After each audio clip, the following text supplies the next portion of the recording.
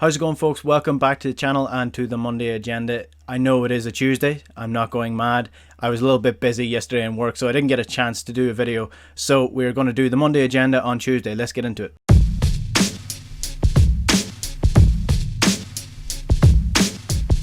So as you can see, there is only one thing on my agenda for this week, and it is that the league is over. Rangers have won. Rangers are league champions, and fair play to them.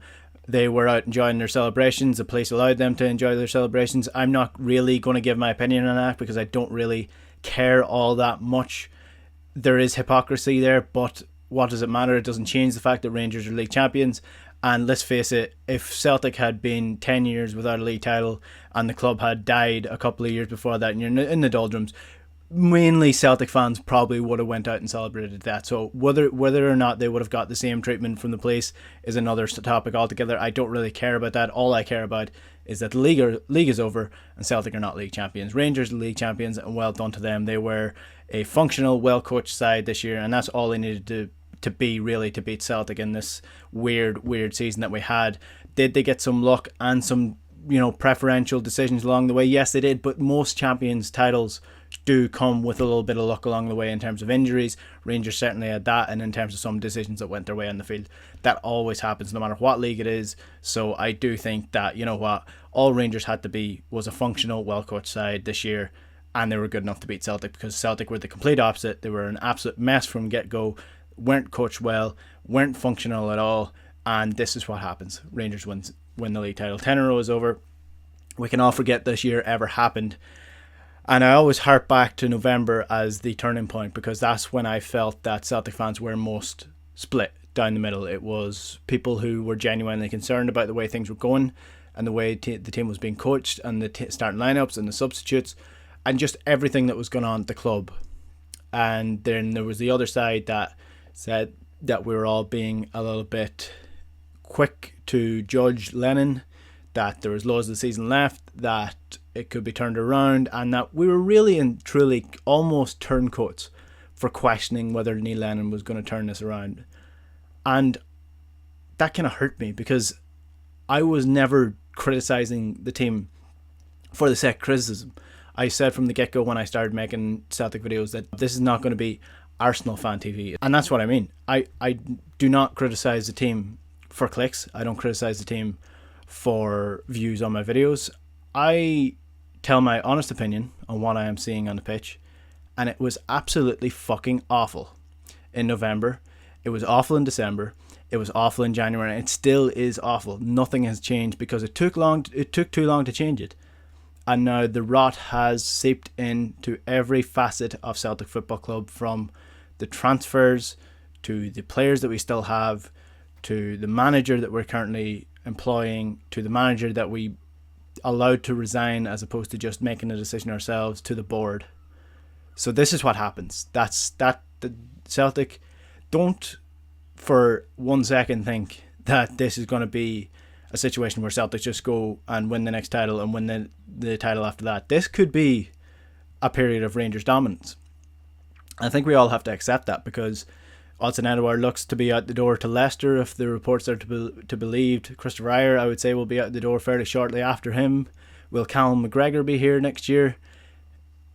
There's a lot of questions to be answered, and the board has palmed away a lot of that. And I think the last week, I know some Celtic fan media got into the Celtic press conference to ask John Kennedy a few questions. There seems to be a push for season tickets because they're worried about whether or not Celtic fans are going to renew them. And I think rightly so, because they should be worried because of this season. Not because they didn't take action with Neil Lennon too early. Because of the way that they acted towards the fans. The way they called them deplorable when they were protesting outside the stadium. The way that they ignored questions about Neil Lennon, the way they palmed off the Dubai trip as if it was nothing. These are serious questions to be answered at the end of the season. They should have been answered already.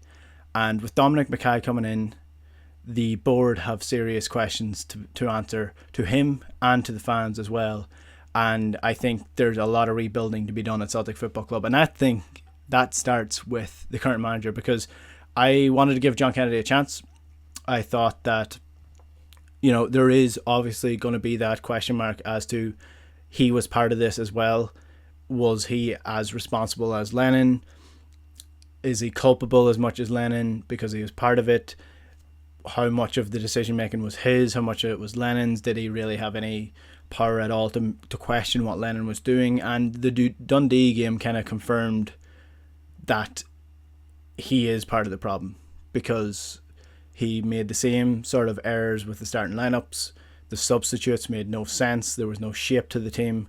And I'm not saying I want Celtic to turn into prime Barcelona overnight under John Kennedy, but generally you get a bounce from a new manager coming in, and Celtic have not had that. They have not improved at all, if anything, since John Kennedy took over and Neil Lennon left. So I think now should be the time that they should be getting the manager in anyway, so that he could use the time before the Euros even start to start rebuilding, because there's not going to get a chance during the Euros when the players are there, and the South American teams are going to be away on World Cup duty, World Cup qualifications. So it's going to be a tough time for whatever manager comes in, and now's the time to do it. Change John Kennedy, get him out of the club.